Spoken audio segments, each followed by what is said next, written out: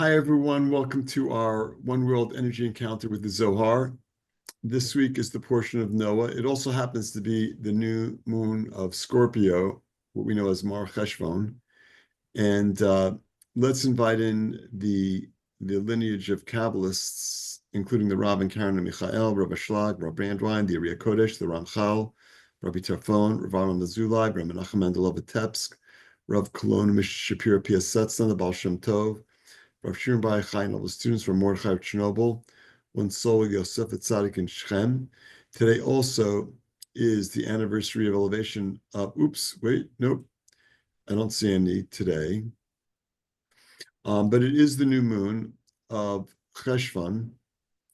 And while it's typically referred to as Mar Cheshvan, meaning bitter Cheshvan, in our circles, our teachers say, the rabbis refer to it as Ram, meaning elevated. So this is one of the most elevated new moons of the year, and one of the most elevated, with the potential for the most elevation, the potential for the most elevation for the whole month.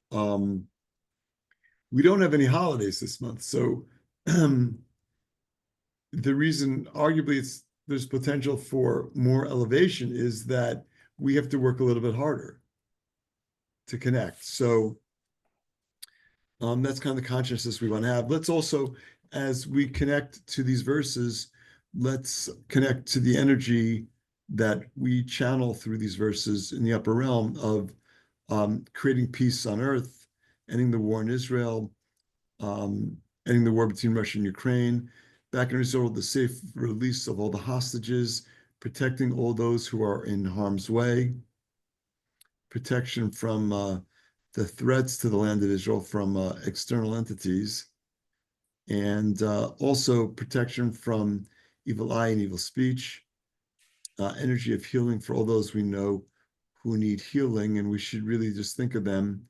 We know their names even better. Sar bat Yudit, Sar bat Malka, Yitzchak ben Rivka, Melis bet Margie, Chana bat Rivka, Yehudit Masha, Navon bat Aviva, Lucia bat Christine, Ganessa bat Rechaldina, Sar Perel bat Yitereza.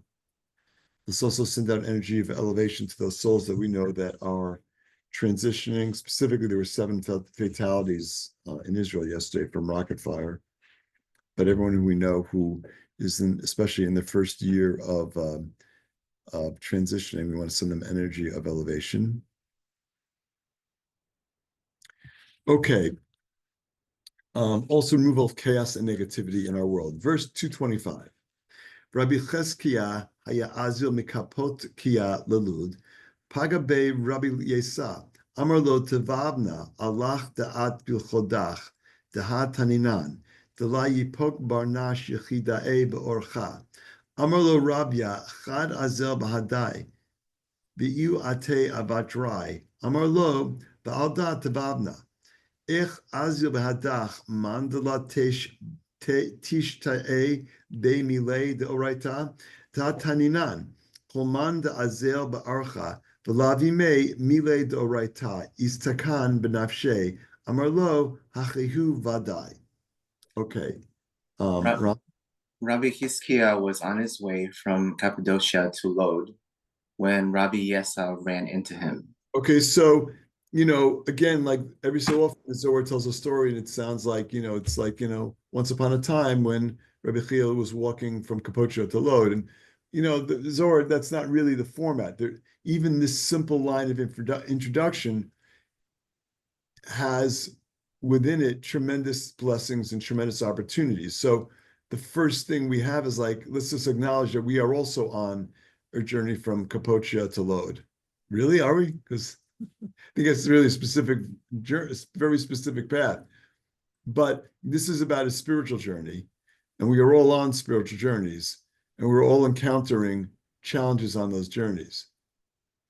So what's the challenge Rabbi Chizkiah encounters? Well, I'm not sure it's a challenge or not, but he runs into Rabbi Yesa. Not random. There's nothing random about that. There's nothing random about anything that happens in our life. From the people that we encounter to the times when we feel alone and experience loneliness on the journey, to the times where we have a lot of people around us. It's all happening for our greater good.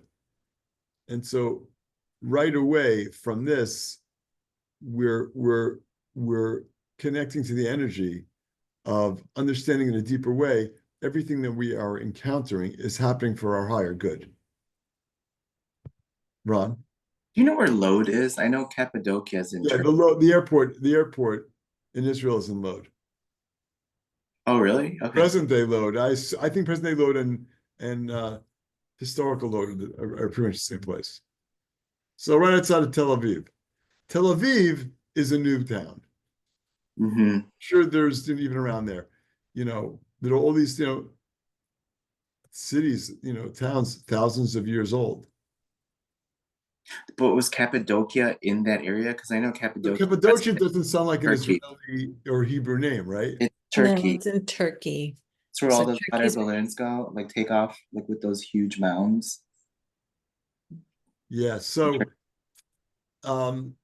right. So it's not necessarily Israel proper. Not sure exactly. Okay. Um, how nice it would be for us to attach a name to all the journeys that we're on.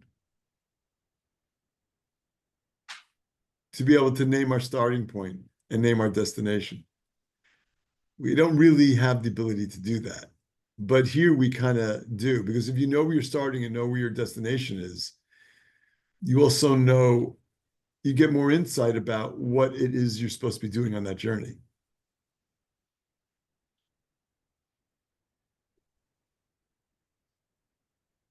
So let's all be present to that in the journeys that we're on, the various journeys that we're on that happen to be intersecting right now. The six of us, our journeys are intersecting, It's like, we're in a journey, I'm on a journey, all of a sudden the five of you show up. Lucky me. I mean, really. Let's continue. He addressed him, saying, "You surprised me. Why are you walking alone? Since we Shock. Oh my God. He said, what are you doing out here by yourself? Okay. Why are you walking alone? Since we have learned that a person should not go on a journey alone." Are you ever alone? No. No. But it's a good idea to take someone with you. So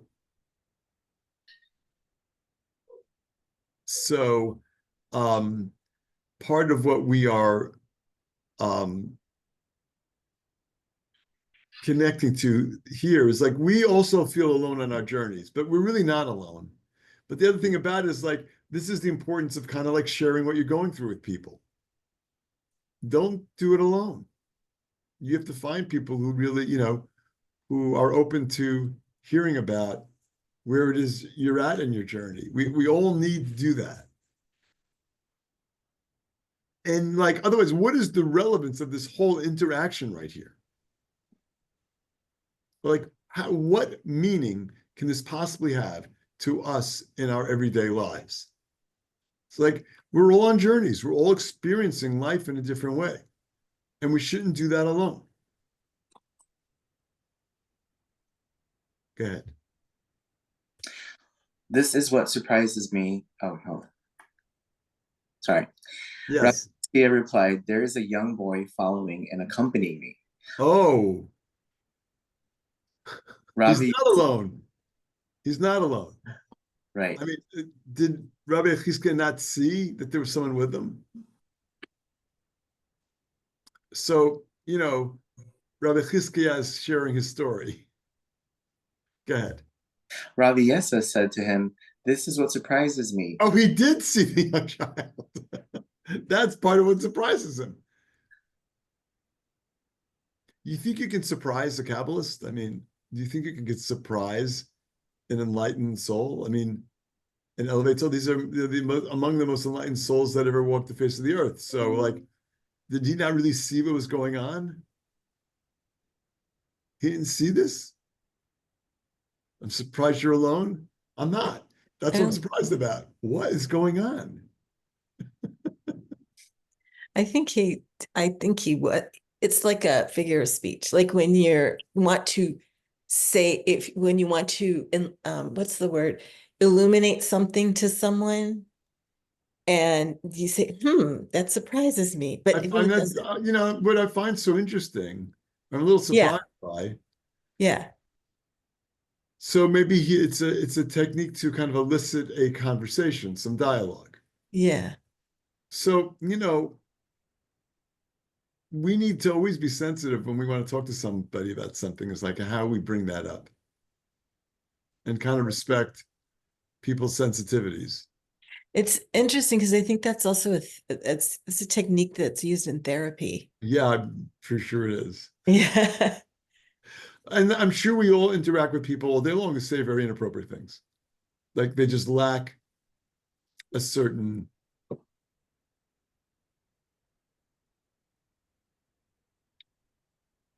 composure about it. They lack a certain, you know, Discernment. discernment. Mm. Yes. So, the power here is like we should all be able to speak about things, speak our truth in an appropriate place and an appropriate way. And I think we see that Rabbi Chiska is doing that right here. He's not attacking Rabbi Yassa is doing that here. He's not attacking Rabbi Chiska. He's kind of just like exploring what's going on. And so for us on our journey of life, we want to approach everything with an enthusiasm and curiosity. Everything's wrong with being curious. Is everything right with being curious? We wouldn't be here if we weren't curious. We wouldn't have ended up on this path if we weren't curious. And that's part of the way we grow, by being curious about things as opposed to judging things or dismissing things or labeling things. So huge power here in just enhancing our consciousness to be curious and to understand the difference that Rabbi Yessa is demonstrating for us. Okay, let's keep going. So Rabbi Yessa said to him, "This is what surprises me. Why are you accompanied by someone with whom you are not able to discuss Torah?" Oh, it looks like you're with somebody who you can't actually. Now, in other words, Rabbi Chiska is very elevated. He's got to walk. He's got to be on his journey. Why aren't you surrounding yourself with spiritual people? Not an unreasonable question, especially this very highly exalted soul. Why is he not? It looks like you're not being with people who are exploring the spiritual world on your journey. It's fascinating question.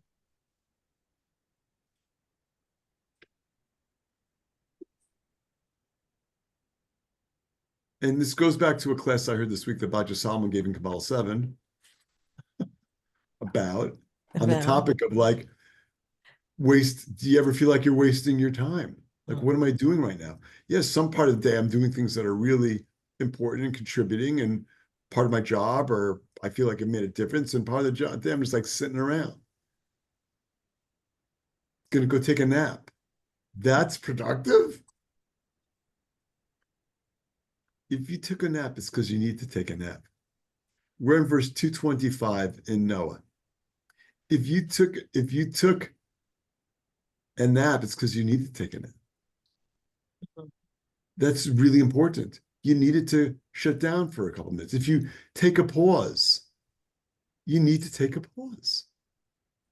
You need to find time to internalize what's going on. You need to find time to shift the mindset, to be more appropriate to what's going on and away from what was going on. Like, we need breaks. They're super important. Everything that's happening is super important. And if we are assigning super importance to some things than others, our consciousness is in the wrong place. Or certainly not in a positive place. Everything that's happening at every single moment is significant to your journey. And that's what this section ultimately is. This one paragraph is about our journey.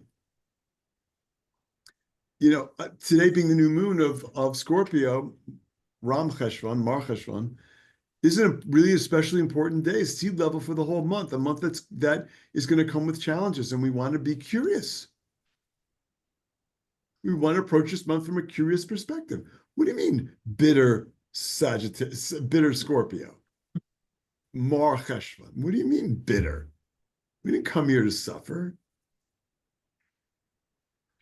So let's be curious about what's going on and what we're doing and how we're spending our time. And even the time that seems like it's not important or relevant or meaningful, let's find the purpose and meaning behind those times also.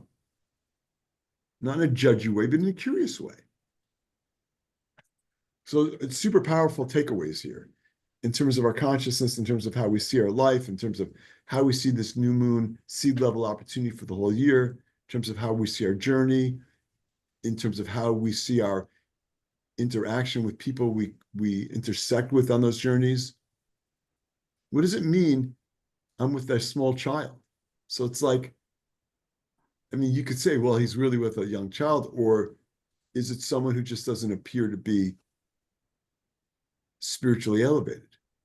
Are we making a judgment based on appearances? Let's continue. We have learned that whoever goes on a journey and does not delve into the matters of the Torah endangers his life. You mean he's going to die? No, well, maybe. I mean, because there are like sources that say don't be traveling by yourself because there's negative entities out there that can impact you, and there's power in numbers. Really, is it this is like can two people take on a negative entity better than one? I mean, physically, is it going to be a fight? It's a 2-on-1. Is that what it is? The two people have more fists than the negative entity. Is that what that is? This again is about being on a journey and sharing what's going on, because negative entities will try and impact our consciousness. And so two consciousnesses are better, because if I am falling and I'm with someone else, they have the opportunity to pick me up. Especially this month, which is going to be challenging. And then I get entities, do they have more advantages? No, I don't know if they have more advantages, but like, we definitely need to double down on our work and be open and be sharing and, reach out for help when we need to. Don't do it alone. That's the big takeaway here. Don't do it alone. And what does Rabbi Chia reply? Rabbi Hiskia, is it Rabbi Hiskia? Rabbi Chizkiah, yeah. Okay. Rabbi Hiskia replied, "It is certainly so." Yeah, of course. I'm not doing it alone. So Rabbi Yessa is seeing all these things he can't figure out, and Rabbi Chizkiah, is being very patient with him and helping him to see that all is good. It's all good. And again, for us, it's all good. All these challenges, all the things that we're going through, it's all for the best for us. Everything that's happening is there to assist us in elevating. Anything about elevating ourselves and elevating those around us. A seemingly simple little paragraph like this where, hey, where are you going? Why are you going by yourself? Where? No, it's not that simple. It seems that simple. It's like a nice little story. When I first saw it, I'm like, oh, this will be a nice little story. That's my original takeaway. And then I'm like, well, is it really about the story? I'm like, I'm sure it's not going to be just about the story. It's not. It's so much more. And look at it as informing us, enlightening us on our personal journeys. 226. Athachi mata hahu rabya amar lo Rabbi Yesa beri me'an atar ant amar lo mikarta delud v'shamanu dahai barnash chakim azel taman v'za mina garmai l'fulchane ulamehach bahadei. In the meantime, the young boy caught up with them. Rabbi Yessa asked him, "My son, from where do you come from?" There was a rabbi, there was a very elevated rabbi in the time of the Second Temple. He was a member of the Knesset Hagadola, the elders of the community. There were, I think the number was 70. He was a member of that very exalted group, but he was very young looking. And so he prayed for assistance and he grayed overnight.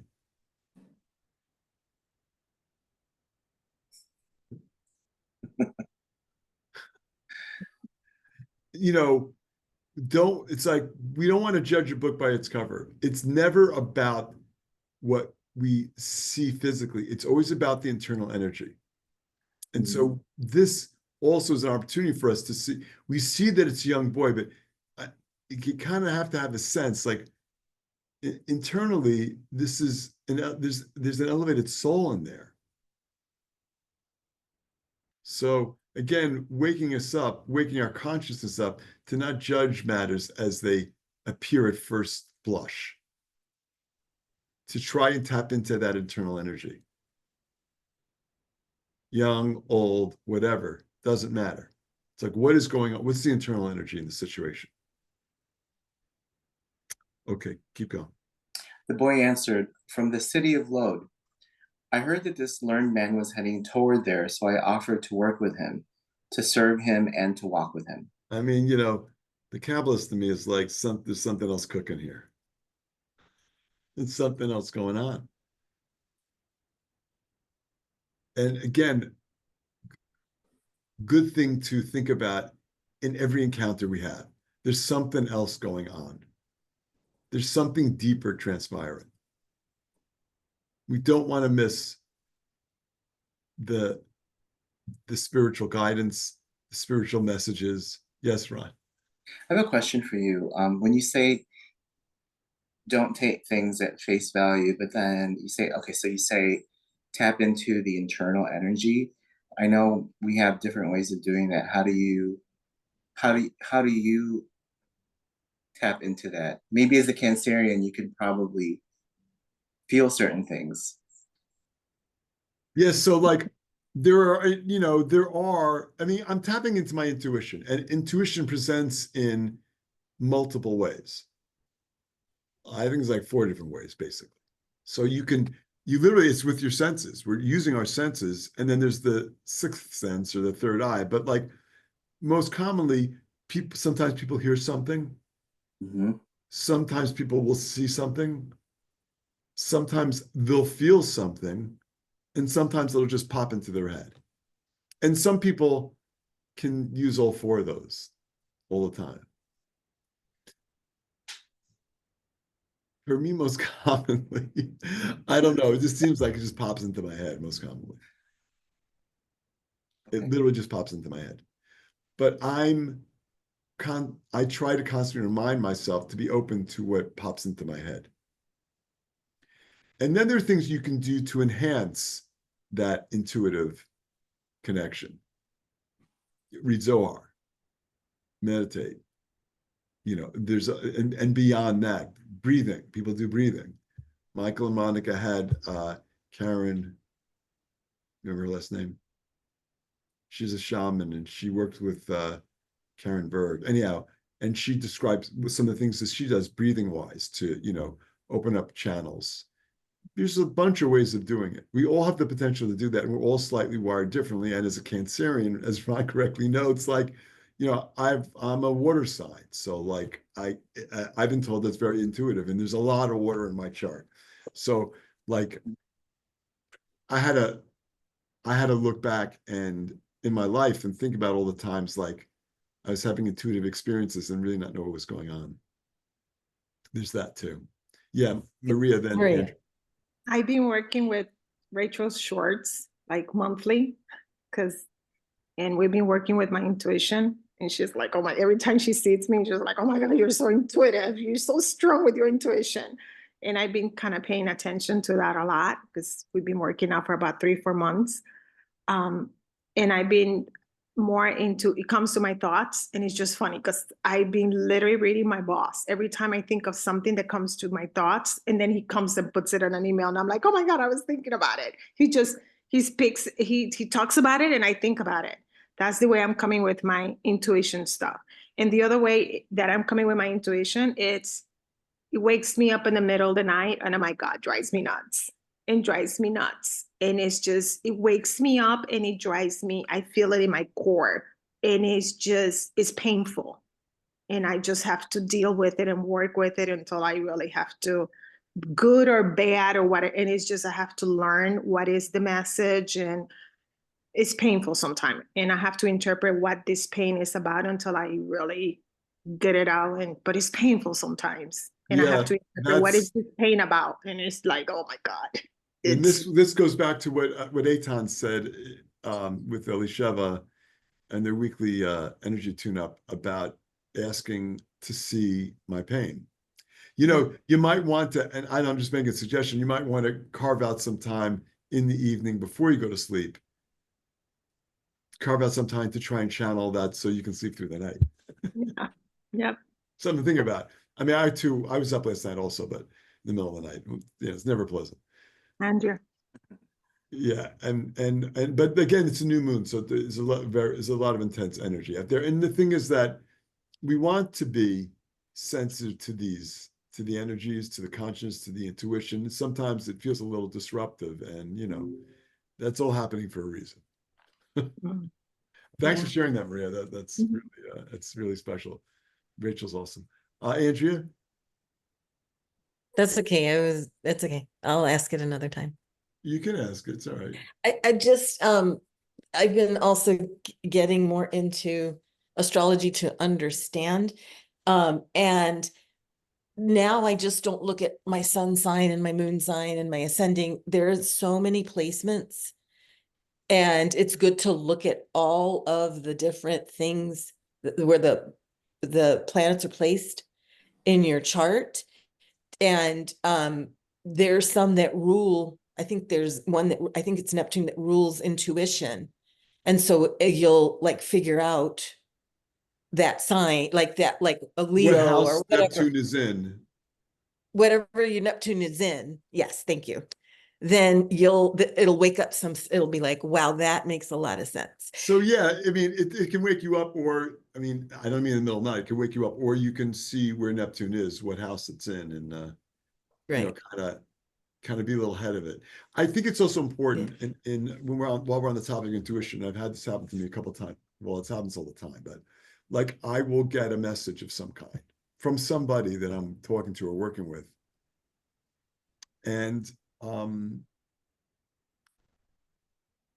a lot of the things they're telling me, I'm like, oh, I'm already like on that. Like that's no accident, because that's validation coming from the creator and the way the creator sends us messages. So if you're working on something and you're like, and then you get like some kind of validation, that's really important. It's important, and it's like you want to thank the universe for that, because you want to continue to get those messages. So for all we know, Rabbi Chizkiah was waiting for Rabbi Yessa. Like he knew he was going to encounter Rabbi Yessa.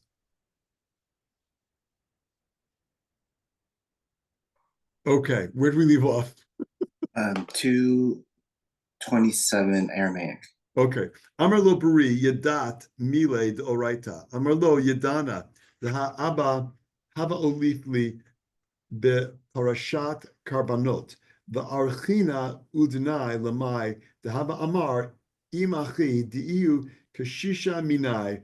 Amar le Rabbi Yesa bari ema li. Just want to say, like in picking this section, like I didn't study this week. I don't know if I've ever studied this section.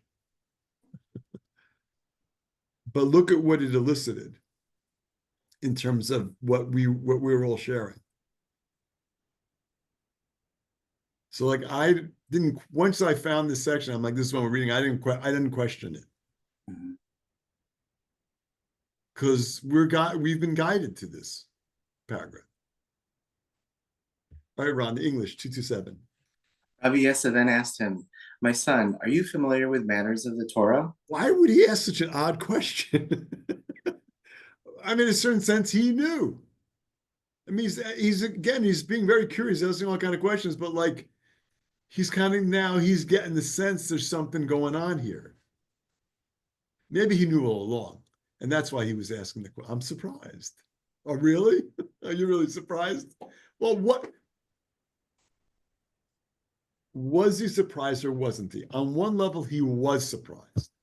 On another level, he's not surprised. Well, aren't those things contradictory? How can you be surprised and not surprised at the same time? Well, this is going on in your life all the time. And so a major takeaway here is like my body consciousness is surprised. My soul consciousness isn't.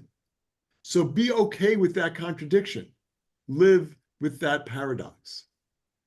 That paradox is fine. You're not conflicted. You're real. There's multiple things you're picking up at all times, and they're not all going to be complementary. Some will be more elevated, some will be less elevated, and that's fine. Just be open to all of that. So yeah, he could have been surprised and not surprised at the same time, and most likely was. So now he's in an elevated consciousness. He says to the child, are you familiar with matters of the Torah? Maybe he didn't think he was at some level, another level, he knew he was, and that's the way he chose to broach the subject with the child. And again, it's a child, it's being described as a young child, but it may just been someone who was just exhibiting what we would associate with this young child, someone who like looks like timid. So he's being delicate and careful as he kind of approaches the topic. Hey, you familiar with any matters of the Torah? Are you familiar with any spiritual teachings? So non-threatening, so appropriate. Then what happens? And he answered, yes, I am. Shocked. Good. My father used to teach me the section of the sacrifices, and I also used to listen to what he taught my elder brother. Rabbi Yessa then said to him, my son, speak to me. Well, it's obvious to all of us now that this was the whole point. Now we're getting somewhere. Like we're dancing around, but that's okay also. That's part of the process. I don't know, but I want my intuitive sense to guide me. I want to tap into it. I want to think with my head. I want to feel what's going on. 228. Petach v'amar v'yiben Noach mizbeach l'Hashem v'yikach mikol ha'behema ha'tahora mikol ha'of v'hatahor v'ya'al olot b'mizbeach v'yiben Noach mizbeach da ihu mizbeach de'akri be'adam kadma Noach amai karev ola dehai ola la salka ela begin hirhura deliba v'Noach b'mechav ela Noach hirher v'amar hakuchabrichu gazar dina al alma di'yitchara Dilama begin de sheziv li, kol zechuta pakach li, v'la yishta'ar li zechu ba'alma, miyad v'yiben Noach mizbeach l'Hashem. I hope you're all present. It was going through your mind as I was reading that section. I'll tell you what was going through mine. Ask the following question. Is water good or bad? Both. Yeah, we mean both. When we're about to engage in certain spiritual activities, we wash our hands. Why? They need to be clean? No, we're removing negativity from our hands. We have mikvah, also removing negativity. Not bad, not good, just negativity, negative energies. So in that sense, water's good. We drink it, we're made of water. Can't exist without water. So in that sense, it's good.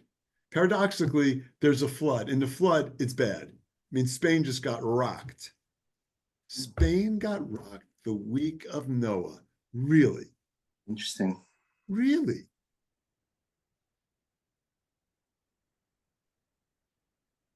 Spain never done anything negative? Yep. No. What did Columbus do? He sailed the seas, discovered the new land. There's a funny meme. So in New York, when religious Jews don't want to kind of travel incognito, they wear baseball caps. Some wear black hats, but I mean, that's an obvious marker. But some wear baseball caps. But in New York, what most people wear are Yankees caps. So the meme was, how did Columbus hide his Judaism? And there's a picture of a Yankees cap. That is so That- cute. That That's so isn't it? cute. Isn't it? So Did he yeah, hide no his- accident. No accident. Where did Columbus set sail from? Like, from- it's but that's fascinating. Did he hide and his Spain gets Judaism? rocked with water this week. But I have a question. Did he hide his Judaism from the king and the queen, the royalty? They all were because they were getting expelled, and a lot of them ended up relocating in Portugal. Oh my If you God. talk to people from Portugal, you'll get an amazing history that they all know. Yeah. But notwithstanding, so water can be very destructive, as we've seen. We've seen we see flooding, we see, tidal surges, we see all kinds of record. They got in Spain, I don't know what area it was, they got enough rain in an hour. They get the same amount of rain in an hour Was that they get in a year. Valencia and Murcia. Valencia. Okay. There Wow. Two provinces. They got as much rain in an hour as they typically get in a year, and that's why it flooded. And there's almost like 200 people dead from it. Yeah. I mean, all this death and destruction, thank you, as a result of that rain and those floods. Wow. It just happens to be the portion of Noah.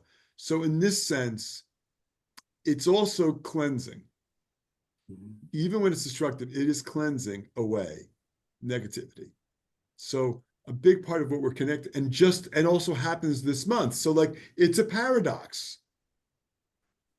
It's a mix of positive and negative. Largely positive, in this case, can also be negative. So what we're doing is we are, by talking about this and coming up in the context of Noah, we are amping up the positive aspects of the cleansing powers of the removal of negativity from our world. Yes. I just had a question, like when you asked like what was popping up when you were reading this, I kept seeing Mizbeach. What does that mean? So it's an altar. Let's read the English. Okay. All right. The boy started with the verse, and Noah built an altar to Hashem and took of every clean beast and of every clean fowl and offered burnt offerings on the altar. Wait a second. He takes all these animals, he puts them on the ark, they all survive, and then he kills them. That makes no sense. What did he do that for? Talk about things that appear one way and really are something else. On the surface, it looks completely illogical. Why would you have saved them only to kill them? Because that's not what happened. Keep going. He said, and Noah built an altar, indicates the altar on which Adam offered his sacrifice. Then he asks, why did Noah offer a burnt offering, as the burnt offering is only offered to atone for wrongful thoughts of the heart? What's going on here? So the thing that we need to understand is that an altar and sacrifices is all about removing negativity. And in this case, as Zohar is telling us, removing wrongful thoughts of the heart. What is a wrongful thought of the heart? Like negative emotions, like hate. Yeah, I mean, anger. I mean, there's good Anger. anger, but there's bad anger. Well, anger Like that negativity. turns. It's like when we fall into like a negative consciousness, Yeah. which we do. You know why? Because that's what goes on in this world. It's just what we do about it. Again, that's why we pause to neutralize that negative consciousness. But not everyone can do that. And in this case, we're doing it for the world. And that's what we're doing right here. We're connecting to the transformative power of the Zohar to transform negative energy into positive energy. There's this whole thing, Friday night already, we've got the energy of Shabbat infusing our world. And so one of the things that happens is like, traditionally we go to synagogue, we come home, and then we sing Shalom Aleichem. We sing at the center. We sing Shalom Aleichem. There's 4 paragraphs. Shalom Aleichem, Boachem L'Shalom, Barchuni L'Shalom, and Seitzchem L'Shalom. And what that is that when we come home from synagogue, we're bringing a bunch of angels with us. And And it's angels that represent the positive things we did for the week. But it's also the angels that we represent the negative things that we did for the week. We're inviting them all into our house. Shalom Aleichem. Come on in, angels. Oh, shalom, wait, hello, greeting them. Boachem, come on in, inviting them in. Baruchuni, please bless us, angels of my week. And then say some shalom. When you're ready, go in peace. Okay. Why? We have the power on Shabbat to transform all of our negative actions and the negative angels that we created because of those into positive angels, into positivity. That's what we're doing there. That's what we'll do tonight. That's the transformative power of Shabbat. That was the transformative power of Noah and the sacrifices. And specifically what he's doing here is to transform all that negativity. Yes, Ron. Well, I was going to ask, but you answered it, like regarding that song. It's like, when do you ask them to leave, right? Because like, do you always ask the angels to leave? Well, you're saying you're free to go. Okay. Thank you. Every time? Well, that's the 4 paragraphs. That's the 4 levels. I think that's so Little bit- cool. I can't wait to tell them at Shabbat tonight dinner. Yeah, absolutely. No, I mean, it's like we're singing it, like, let's understand the consciousness behind what we're Yeah. doing. Oh, cool. It's super powerful. All right, let's finish the English in the little time we have left. What was Noah's sin? And he replies, Noah thought to himself, the Holy One, blessed be he, judged the world and sentenced it to destruction. So wait, what was the wrong with thoughts of the heart? Noah had him. That's how he was making the sacrifices. He was trying to move that negativity. He was judging the Creator for what he did. Sound familiar? Go ahead. Perhaps in being spared, I used up all the merit that I have and am now left with none. So immediately Noah built an altar to So Hashem. he's like, maybe I blew all my merit on being spared. I need to cleanse. So the power for us is also in us acknowledging we always need to cleanse too. We always need to elevate ourselves. We always need to, recognize when we're in a negative consciousness, and also recognize when we're in a positive consciousness. And the things that we do what are our sacrifices? Sharing, caring, putting ourselves out there, giving money for charitable purposes, doing things to send energy of healing to people, like we set our consciousness out at the beginning, or pray for the world, pray for peace in the world. We're putting ourselves out there. Why is that like a sacrifice? What's that do with like, literally a burnt offering of animals? What's that to do? Because this is it's energy. This is us giving energy into that direction. It's us giving energy of strength. When we call some up and when they're down, we are giving them chizuk. We're giving them strength. We're giving them our positive energy. Okay. Hope it was as powerful for you as it was for me today. Thank you all. Shabbat Shalom, Chodesh Tov. Love you all. Have an awesome new moon and Shabbat Shalom. Thanks, guys. Bye.